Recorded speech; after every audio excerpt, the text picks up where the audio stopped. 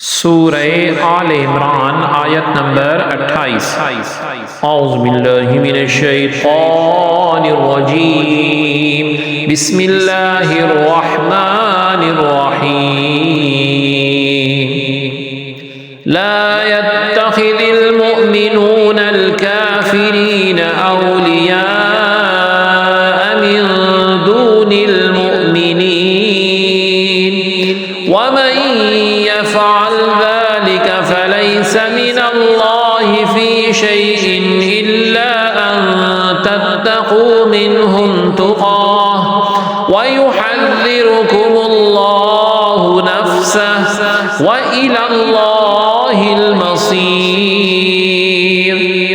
لفظی ترجمہ ہے لا نہیں یتخذی پکڑے المؤمنون ایمان والے الکافرین کافروں کو اولیاء دوست من دونی بجائے المؤمنین مومنوں کے وا اور من جو یفعل کرے ذالکا ایسا فاتو لیسا نہیں من سے اللہ رب العزت فی میں شیئن کچھ الا مگر ان یہ کہ تتقو تم بچو من سے ہم ان تقا بچنا وا اور یحذر ڈراتا ہے تم کو اللہ رب العزت نفسا ذات سے ہو اپنی وا اور الہ طرف اللہ رب العزت کی المصیر لوٹنا ہے۔ با محاورہ ترجمہ ہے مسلمانوں کو چاہیے کہ اہل ایمان کو چھوڑ کر کافروں کو دوست نہ بنائیں، اور جو کوئی ایسا کرے گا اس کے لیے اللہ رب العزت کی دوستی میں سے کچھ نہیں ہوگا سوائے اس کے کہ تم ان کے شر سے بچنا چاہو، اور اللہ رب العزت تمہیں اپنی ذات کے غضب سے ڈراتا ہے اور اللہ رب العزت ہی کی طرف لوٹ کر جانا ہے۔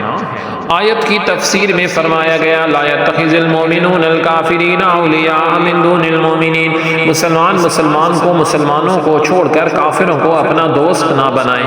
حضرت عبادہ بن صامت رضی اللہ عنہ نے جنگ احزاب میں رسول اللہ صلی اللہ علیہ وسلم سے عرض کی کہ میرے ساتھ 500 یہودی ہیں جو میرے حلیف ہیں، دوست ہیں، میرا لشکر ہے، میری رائے ہے کہ میں دشمن کے مقابلے میں ان سے مدد حاصل کروں۔ اس پر یہ آیت کریمہ نازل ہوئی اور کافروں کو دوست اور مددگار بنانے کی ممانعت فرما دی گئی۔ کفار سے دوستی اور محبت ممنوع ہے، حرام ہے، انہیں رازدار بنانا، ان سے قلبی تعلق رکھنا جائز نہیں ہے، بلکہ بہت زیادہ جو ہے علماء نے ناجائز قرار دیا ہے۔ البتہ اگر جان یا مال کا خوف ہو تو ایسے وقت میں صرف ظاہری برتاؤ جائز ہے۔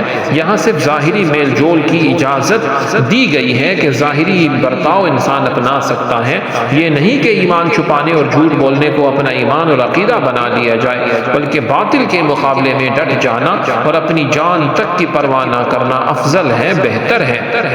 جیسے کہ حضرت سیدنا امام حسین رضی اللہ تعالی عنہ نے جان دے دی لیکن حق کو نہ چھپایا۔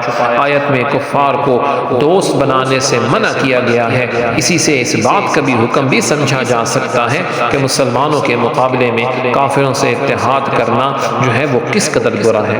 اللہ رب العزت ہم سب کو عمل کرنے کی توفیق عطا فرمائے۔ سبحانک اللہم و بحمدک، اشہد ان لا الہ الا انت، استغفرک و اتوب الیک، وصلی اللہ تعالی علی خیر خلقہ محمد وعلی آلہ واصحابہ اجمعین برحمتک یا ارحم الراحمین۔